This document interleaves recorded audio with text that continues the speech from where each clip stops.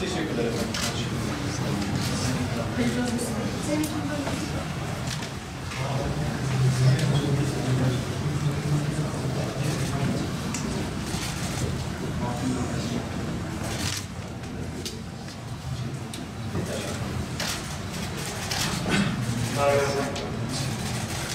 Sayın Cumhurbaşkanımızın Türkiye Yüzyılı vizyonunu hayata geçirmek ve ülkemizi hak ettiği konuma ulaştırmak için yine hep birlikte çalışmaya devam edeceğiz. Bugüne kadar çalışmalarımızı tamamen hak temelli ve insan odaklı bir bakış açısıyla yürütüp bütün vatandaşlarımızın refahı ve huzuru için politikalarımızı en etkili şekilde hayata geçirdik. Hem çalışanlarımızı koruyacak iyileştirmeler yaptık, hem de çalışma hayatımızın temel birçok sorununu çözdük. Çalışma barışını yatırım, üretim, istihdam hedeflerimiz çerçevesinde sağlamanın gayreti içinde olduk. Bildiğiniz üzere geçen hafta 2023 yılı Temmuz ayından itibaren geçerli olacak yeni asgari ücret düzeyini belirledik. Sayın Cumhurbaşkanımızın destekleri ve asgari ücret tespit komisyonumuzun uzlaşmasıyla yeni ücreti %34 artış ile net 11.402 liraya çıkardık.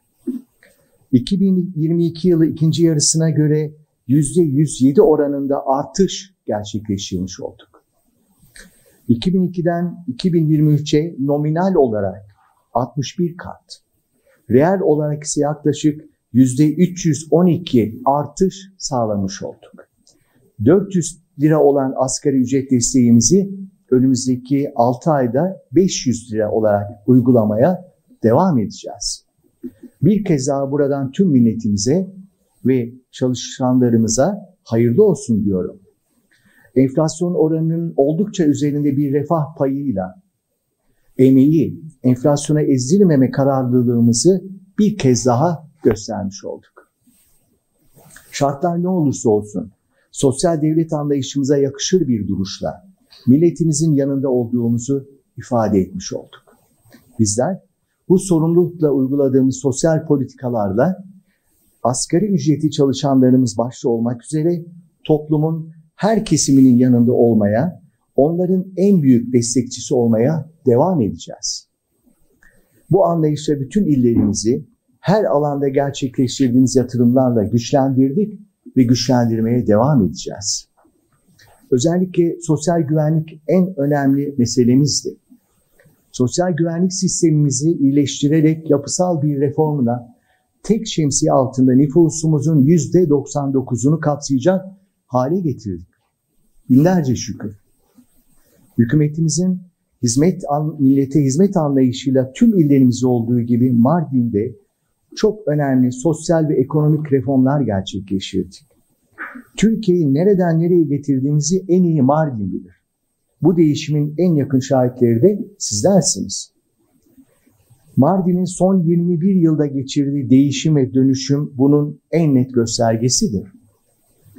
Sayın Cumhurbaşkanımızın müjdesini verdiği halihazırdaki petrol arama çalışmalarımız Mardin'de de hızlanmış durumda.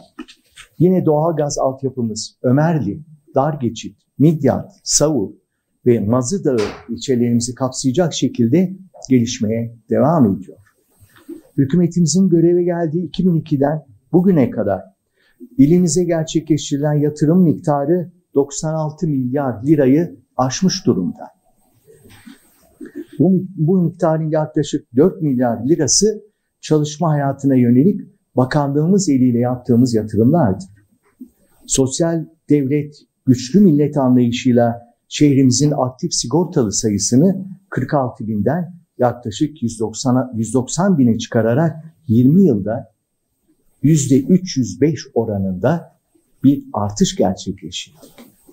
Sadece geçtiğimiz yıl 5585 kişiyi işe yerleştirdik İşkur aracılığıyla.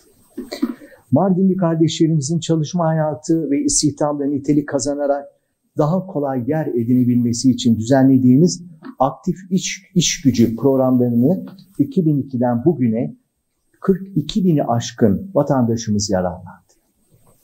İlimizde 2002 yılından bugüne kadar yaklaşık 9 bini aşkın iş yerine 3,2 milyar lira istihdam teşvik ödemesi yaptı.